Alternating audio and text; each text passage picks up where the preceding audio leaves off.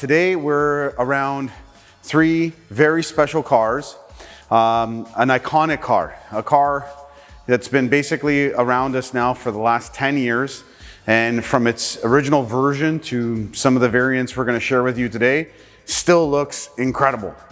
Yeah, Aventadors, dude, it's crazy to actually say that's 10 years old. It's because they look still like it came off of the assembly line yesterday, right? So I guess what we have here today is what I would consider first gen Aventadors, right? Because they are the ones that had the original LP700, and then we have the SV, the LP740. Which was based off the car prior to the S. The S.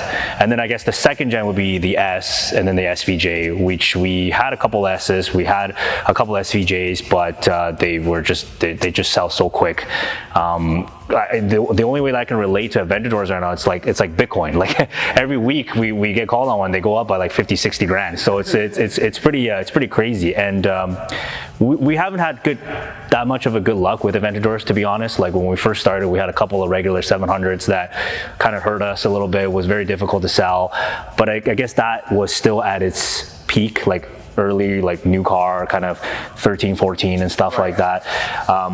But now we've been doing a lot of them, and they are very, very special cars. And I've always judged cars not, we look at previous sale prices, we look at what has transacted, but I always judge car based on what's in front of you. And if you look at an SV, an Aventador, SVJ, SV Roadster, it looks very, very expensive. It looks very, very serious. Like compared to like 458 Speciale or a Pista even, they look way more car. Like the engine, the cross brace, the big V12, they master stylizing the car, like just the way that it's designed, the wheels, everything.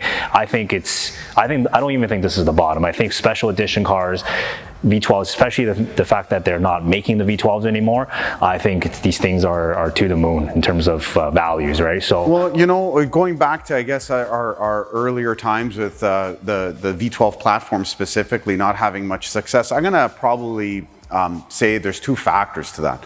Number one, I think back in 2012, the performance race was still on. And as much as this car was extravagant, sick, V12, sounds crazy, all the theater you would want, it still has never really been the consummate performance car, right?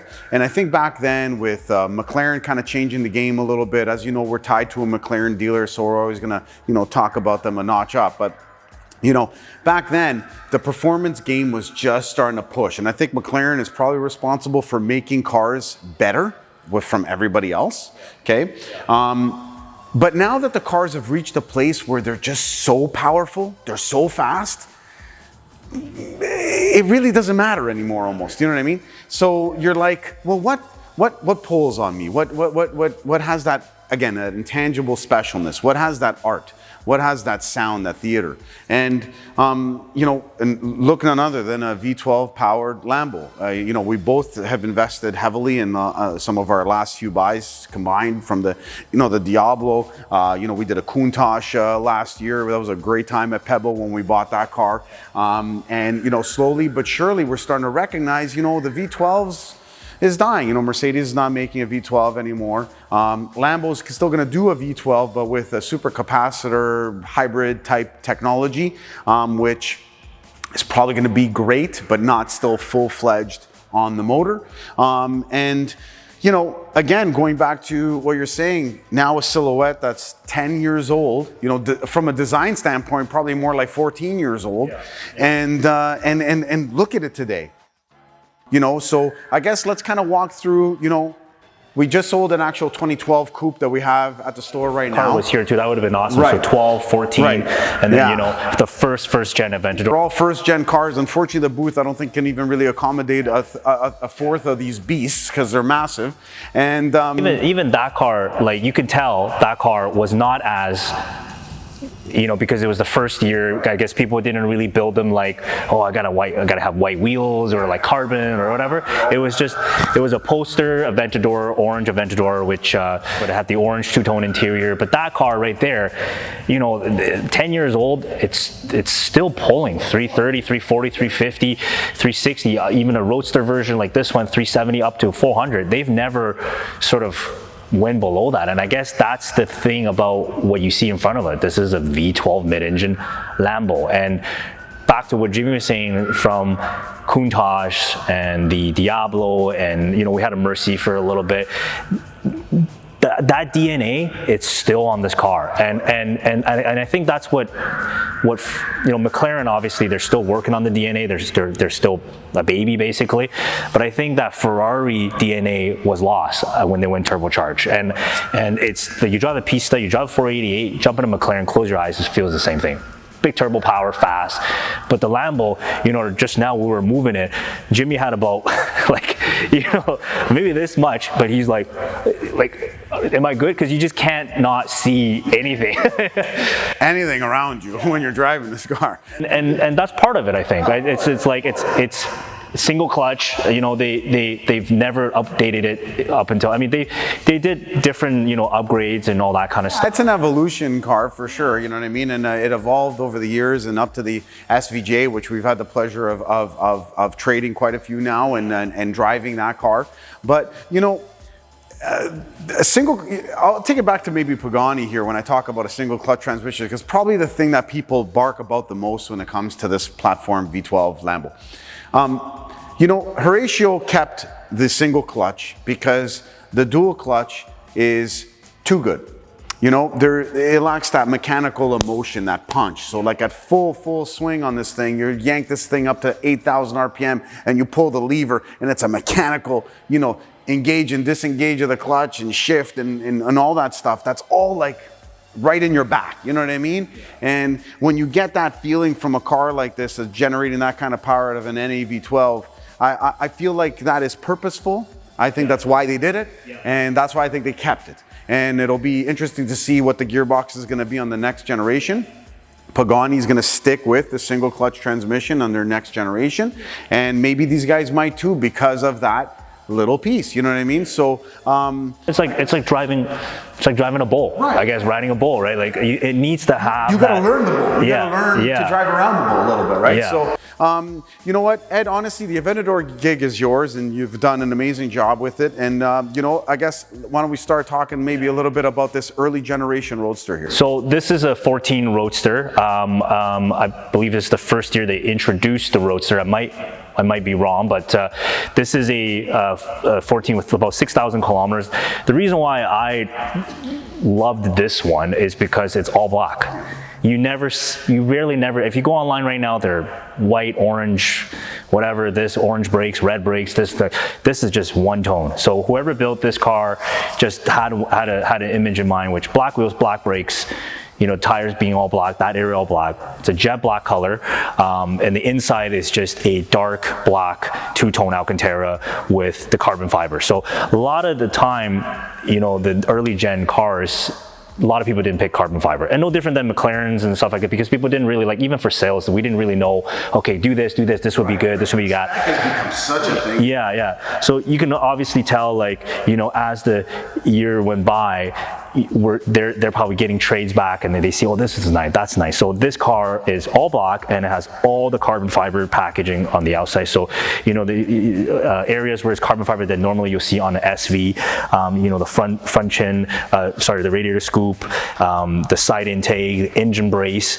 And what I love the most about the early gens is that they're still Olin suspension. Yeah. I know it's the same suspension, it's probably better than the new ones, but the fact that it says Olin on there, it's pretty cool, right? Branding standpoint, and they're actually, to me, a more serious looking coilover shock, right? Yeah. And crazy enough, this thing actually comes with inboard suspension, you know what I mean? Like a Carrera GT or a Ferrari F50 or Enzo. Not every road going, normal production super hypercar comes with suspension like this. So a really, really cool feature. I love that they're branded Olins. They look more serious than even the newer stuff, and we could talk about that after. But Yeah, definitely very cool. Yeah, and the engine-based carbon, I mentioned the carbon strut brace. The interior is actually all carbon too, which is actually to this day is even on a S is very rare for it to see, because they did a really good job with stylizing the interior that you don't really need to have carbon fiber, but when you do see it, it's definitely a Yeah, even when it's that satin black all surrounding this, it still looks very clean and very tasteful. It doesn't hurt it, that's for sure. And you know, you can tell Lambo made this car knowing that, okay, this has to last us for 10 years. You know, it can't look dated and stuff like that, right? You know, the APP Tech wheels that you've actually taught me, like these are actually a manufacturer that makes wheels for... Yeah, APP Tech is, you know, believe it or not, a lot of the motorsports wheels you've seen over the years at the pinnacle of Formula One and stuff like that, a lot of different wheel manufacturers would use APP Tech wheels branded as their own. So instead of, it's like anything in manufacturing. If you make something and you brand it, it doesn't necessarily mean you actually made it. You know what I mean? So, you know, over the years, a lot of different brands used APP Tech wheels, rebranded as their own brand, and raced in various different places to, of course, promote their brand. So today, APP Tech still does supply one Formula One team, and I just love that the wheel is branded on the car. And when you look here on the edge, you'll see the APP Tech etching in this forged, beautiful aluminum wheel. And I remember the first time I saw this was at Lambo Vancouver, back when they were in our, you know, where our McLaren store is. Right, yeah. Okay, so it was a tiny little shoebox and a brand new Roadster. This was back in 2014, exactly. Yeah. And then I saw the wheel and I was like, you know what, that is really, really sick. I love when aftermarket branding is on a manufacturer car. Like I've always loved that. Yeah. So super high spec, but it's not shown by colors or anything like that. You know, it's a high spec, but it's just black. Well, this car is like the Batmobile. Does it come in black? If you're gonna commit to black, I think you gotta go full. You know what I mean? You can't, like if this thing had red calipers or something, it would kill the whole look. You know what I mean? Just the back to black. So super nice example, or like original Roadster.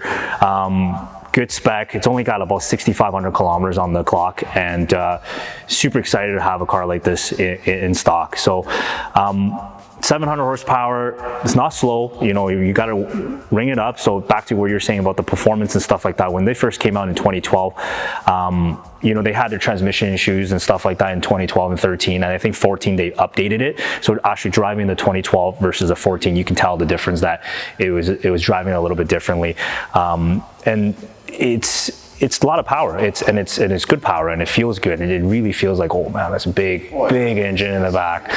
It's great. And man, I gotta say, you know, every time you've ever driven one of these things on the street, you're never gonna get a reaction that you do from families and children in their cars while you're on the highway. Like, you know, I've said it from the day I drove the Countach. The celebration that you have with people around you when you're driving, it's really beautiful. And you know, you can really drive it around, and instead of being, I guess, maybe what you think you might look like in a Lambo, it never ends up being that. It's always kind of a positive, like, you know, kids, people love it. You know what I mean? It's just beautiful. And let's be honest, man, like Lambo buyers, they're buying it because it's a Lambo. Like, you know, you want people to look at you. You want, like, we have a really famous neighborhood called Yorkville, and the tradition is when you get a nice car, a new car or whatever, you do a little drive-by over there. Like, it's, you know, you grab yourself a coffee, you park it over there. There's car spotters just basically camp there every day, and if you buy a car like this, if I buy this car, the first thing I'll do is drive it to Yorkville and grab myself a coffee. Like, this is part of it, and there's no denying that. You can't just go, well, no, I don't like flashy. No, you're buying this car because you want to be that guy, right? So, and 14, 15, obviously moving forward, like, you know, Lambo kind of hinted, hey, no more V12s. We're going to do a special edition. That's it, limited production number, and obviously we have the Super Velocity, and man, like when it first came out, I was like, holy crap, this car is incredible. The wheel design, you know, now today, if you look at a lot of the special edition car, like even to McLaren right now, the wheels are not nicely designed. Like, they're performance oriented, they're lightweight and all that kind of stuff. But when I saw these wheels stock, I was blown away. with the SV. So intricate basket weave wheel, one piece forged again. The look is great. On this particular car, finished in white, they look absolutely incredible. But like, you know, even again, like going with the Veloce was introduced, we all know that famed Nürburgring video where that guy's driving for his life, it seems like. I've seen a lot of test videos, obviously, when the whole Nürburgring thing started, which is probably when P1, 918, and Lafa came out. It started to become a really big deal on what a car does around the ring.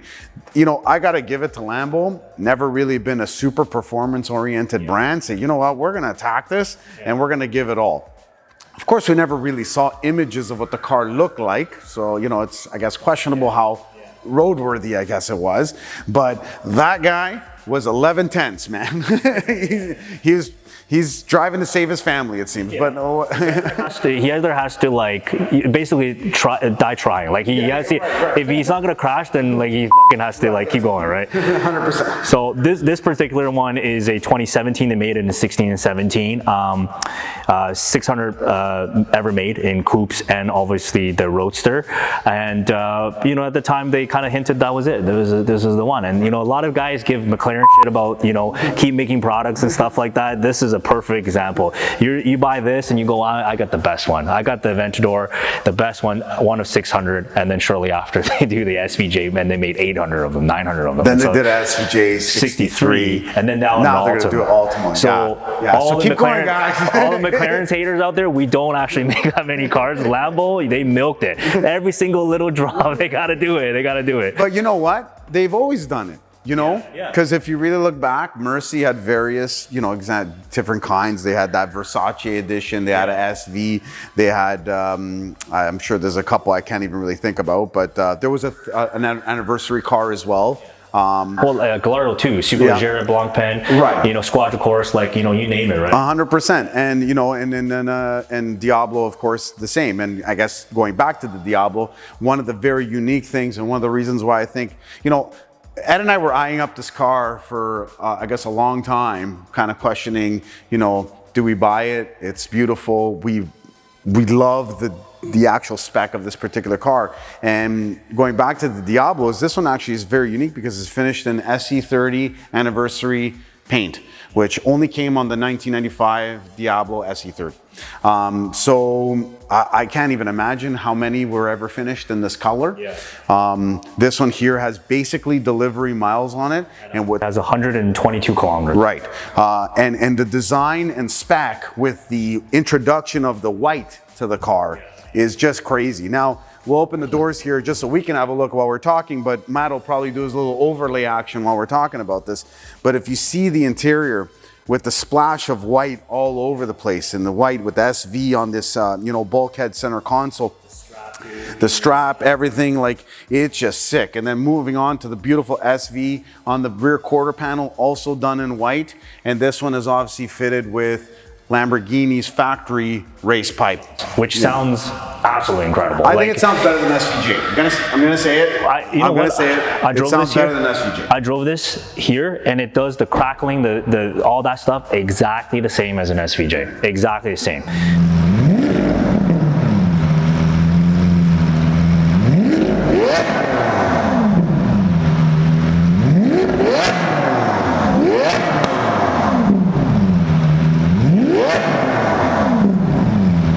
So I like this car particularly because it looks, to me, it looks like a toy. Like, you know, I'm a giant and I'm like pushing this thing around and playing with it, right? So obviously a super great example, delivery miles. You know, we actually bought this car and paid, I think, 200 grand more than selling another 17 SV 2 weeks prior to that. So it was already like, what are we doing? But we believe in it, and it's 101 in our opinion, because of the delivery mileage, because of the way it's built. Right. The white wheels are all factory. The white SV logo is all factory. The car was done exactly like this from the factory. So, and I do love, you know, I love SVJs, and you know, funny enough, we were looking at SVJ in the showroom when we had a Senna there with it, and we were like, man, like, you know, Senna obviously much more expensive. completely different tier of performance, not even comparable. But look-wise, you know, it had a little something to offer, I think, in compared to the two cars. And of course, that's a big part of what is the driver for you to purchase. But you know me, I've always been a little bit more simplistic in design. I actually do love the natural generation Aventador. I love an S actually quite a bit too. Okay. But the SV is probably about as dressed up as I can handle in a car. Like, you know, from the different chin spoiler and basically this, you know, changed up design, and then going to the rear wing. I always loved the horseshoe that they introduced, basically that, correct, like it's almost kind of like this, a little bit from the side view. You lose that with the SVJ. And I kind of like the more purist, you know, gooseneck style wing. The SVJ for me, although beautiful and will always be interested in selling one, is for me a little bit over stylized. The rear end of the SV, in my opinion, looks way better than an SVJ. Yes, 100%. It's way more. I love the pipes dumping out the center, just like it's just puking out sound, and it's not about these like finished tips. It's about like just get the exhaust out as soon as possible. It's gonna vent right here. Raw cut pipes, you know what I mean? Very, very nasty, gnarly stuff, you know? Especially with the Lamborghini race pipes, it just got that sort of big, it's like somebody made it. Thin, yeah, some Italian fella made it, and you know, God bless that guy, we like him. You know, and it's engraved in like Lamborghini like accessory, and it's just they know how to do it proper. Right. So very, very cool car, and I think the design, to me, I like it more than the SVJ because it actually reminds me of the Murcielago SV, because Murcielago SV had kind of like a gooseneck fixed wing, you know, the little small different changes and all that kind of stuff. The SVJ is just, again, they just probably want to sell more cars, right? So they wanted to, I'm sure the aero is great. I'm sure the active aero is fantastic on Nürburgring and all that kind of stuff. But the look of it with the holes in the front of the hood and the wing going like that. It's just a bit too much for me. And don't get me wrong, like, let's be honest, that's how you, I guess, evolve a car. You know, they're probably in the design studio. Everybody's bringing them ideas and like, not good enough. No. We need it to be crazier, guys. We need it to be psycho looking. How do we do this? You know what I mean? And then, of course, the final design probably came. But you know, funny enough, the Ultimate, however you say it, is going to be a dressed down version of that car to finish it off. Like an SVJ, but no aero. No aero. Which essentially what an S is to the SV. Yeah. So, which is very, very, very interesting. And yeah, so it's super, super excited to have this car in stock right now. We've kind of kept it a little bit just so that we could do this, and we did a bunch of SVJs, and they were pulling crazy money, and they're worth it. You know, if you look at it, what a SF90 is selling for, an equivalent 2021, 2022 SF90 or whatever year they make them, they're $1 million, small million. So there's no reason why an SVJ would be that price. So I think they're not at the bottom yet. I think they've still got lots of room to grow. Well, listen, it's about the belief system in what this car kind of represents. You know, it's a very, very mechanical car. It's a very, very, very, you know, with the massive naturally aspirated V12. Let's be honest. We know that the landscape for this series of cars is going to be very different in 5 years. Like, not recognizable. The SF90, I think, is an indication.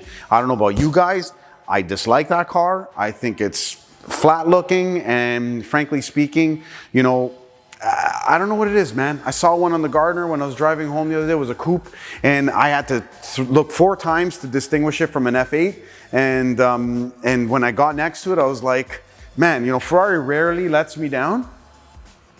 I could care less about that car. It doesn't look like $1 million car. Right. Is what it is, right? And this right here is something that we sort of, it was a bit of work to get this car, and I honestly think it's probably one of the last delivery mile SV Roadster as well.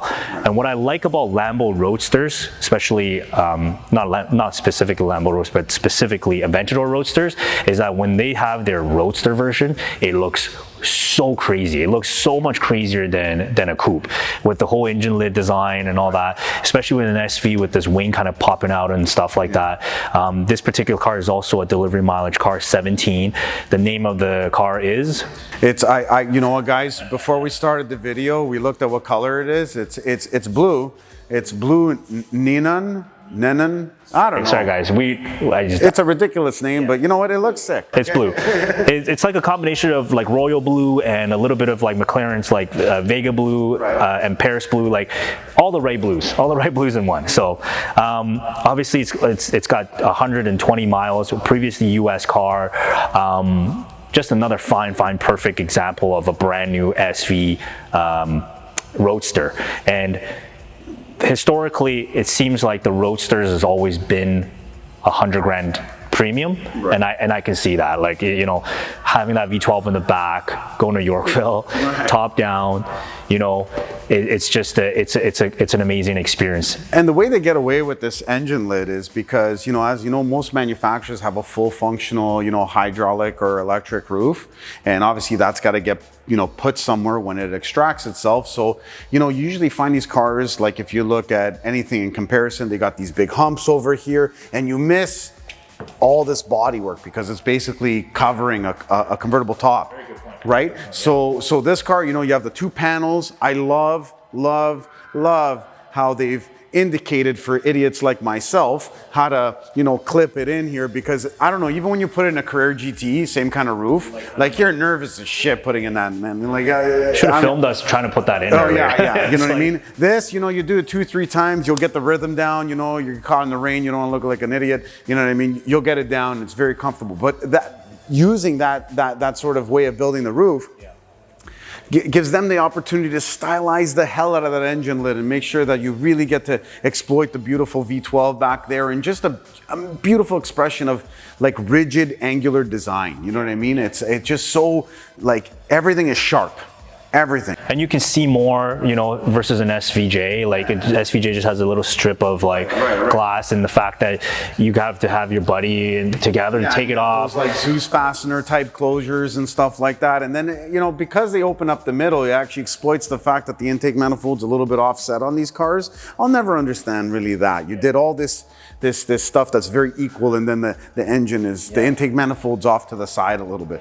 Yeah, that's covered up on the SV specifically. So yeah, obviously delivery mileage, like car, and full carbon exterior. I love how they did the sort of blue comfy seats, accents with the black Lamborghini logo, Alcantara steering wheel with the multifunctional steering wheel. The roof on this is also carbon fiber too, which is a very nice option.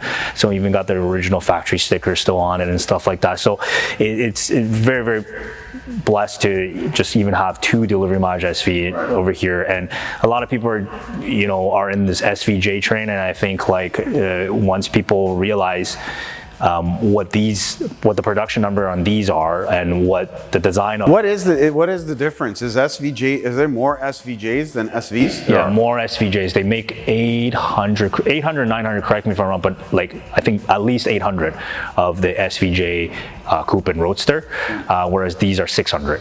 And then on top of that, they have the 63 and all that kind of stuff. So this was a much lower production car, and I think that one day the SV prices and the SVJ prices are going to be the same. Those are my assumptions, right? But only one way to tell. Today, you know, an SV Coupe in Canada is trading for around 1,050,000. Roadster slightly more than that, and they've been transacting very fast. Obviously, you know, in our industry, we have to have our ears to the ground and know what's going on. So today, despite the fact that we feel like there's going to be an even out, and if you look at historic Lambo, they do all even out. One never really takes off significantly more than another, because if you look at what, let's say, what selling for versus an SE30 or an SV and a 6 liter are almost the same, are basically the same price, right? So you can argue which one is the more crazier version or whatever you want, but they kind of stabilize. And I think what drives it the most is the production of that particular variant, if you look historically how Lambos act. So that actually proves the point of what you're saying. But today, because the cars are still in their infancy, this car's 200 grand less. 200 grand less. This car would be 300 grand less than an SVJ Roadster. Right. So I think, you know, the guy that's buying the $1 million car is like, what's 200, what's 300? That's fine. But I think the other guy that's kind of going, well, I like the SV. Why not save $200,000-300,000 and go buy myself a, you know, the M3 GTS or something like that? I don't think the guy who buys this buys the M3 GTS. Yeah, no. Well, you never know. Like, you know, never. Actually, you know what? I shouldn't say that, because the guy we have in mind does have an SV. Don't want to say his name. Big Lambo collector. He was eyeing that car. Huge. It got a bunch of Lambos too, and he very, very likely he's gonna buy it. Cool. Yeah. No. It's just interesting to finally get in here. Like, you know, we're like Fast Reserve is pretty young too, and then we kind of like playing with stuff that we like and we don't like, or we know what works, but what doesn't work. And it seems like, you know, V12 Lambos has been really, really good to us. It's a belief system at the end of the day. You know, in this business, we buy cars, we try them, and if you don't get on board yourself, like at the end of the day, you're never going to translate to your potential purchaser. And furthermore, the protection that you're going to offer when, you know, it comes to trade and stuff like that. Because when you sell a car you don't believe in, the last thing you want to hear about is the guy wants to trade it back in for something else. You're like, oh, fuck, I don't want to deal with that car again, you know? So again, here we find ourselves in these pieces that we both have like really fallen in love with the V12 idea, the passion for it, and the design. And then after you drive them, you realize they're actually really good cars. They don't drive like a McLaren, they don't drive like a Ferrari, but they drive like a Lambo. And that's all you have to know. And they hide their weight really well. These are actually really, like, they're full carbon construction, which, you know, Ferrari never did one until now, right? So, you know, for them to do it in 2012, the same time that McLaren came out, they were up to par with technology. They feel very light. The handling is very, very good. It doesn't feel like a big car. The single clutch transmission, I like it. You know, it just boom, boom, like, you know, it's... Once you learn it, it's you know what I mean? You have input in the way the car is going to drive. When you drive any, you know, modern day DCT, it's kind of like, again, it's super idiot proof, right? Like when you drive this thing, it's like, I know how to manipulate the throttle to move it slowly because I'm trying to reverse out of this parking spot. Only I know that because I learned it. No different than when a guy had a Countach back and they had to open that door and put his ass on the sill to reverse it, which, you know, we did it with the 25th anniversary. You have to do it. Right. But that's the thing you got to learn. So, like, you know, having a supercar sometimes is kind of knowing something more than the other guy knows about it. You know what I mean? And if you don't get that, then I don't know. I guess what's the point a little bit, right? And but even aside from that, reliability standpoint and that sort of thing, the cars have been amazing. Super reliable. Yeah. Single clutch transmission. We've seen guys like launch control these things, and I don't think you've ever seen a more like gnarly, aggressive launch control like you do out of these things. It's just crazy. Like, and they take it every time, man. Yeah. Blistering the tires up, and the thing is just gone. Yeah. And I don't know, man. I mean, aside from the 12 and 13, we haven't really touched too many of those, but, you know, I haven't really had any of the SVJs or any of the Aventador's SVs come back with like catastrophic problems, like something was like completely wrong, right? That it required thousands of dollars to fix. So good for Lambo, you know, definitely the way that they've structured this for the 10 years of making it better, evolution, all that kind of, you can see a little bit of that Volkswagen Porsche mentality, like we're just gonna make it better and make it better. The inside of a 2021 SVJ is the same as the 2012 Aventador. So it's like they just kind of made everything a little bit better, and it's amazing. So awesome, cool. Well, guys, again, thank you very much. Ed, thanks for joining me. It's been fun. I hope you enjoyed it, man. You know, okay, yeah. Sick. And yeah, we got a few more things lined up. We're thinking about doing some other content for the channel as well. Still working out on that. And I was gonna say, like, if you guys have any ideas of, hey, do a car of this, whatever. Of course, absolutely. Whatever that we have in our inventory that you want us to do, we'll do it. We'll talk about it. I love talking about cars. It's probably my favorite thing to do, period. So awesome. Thanks a lot so much, guys. Hit that like and subscribe button, and we'll see you next time.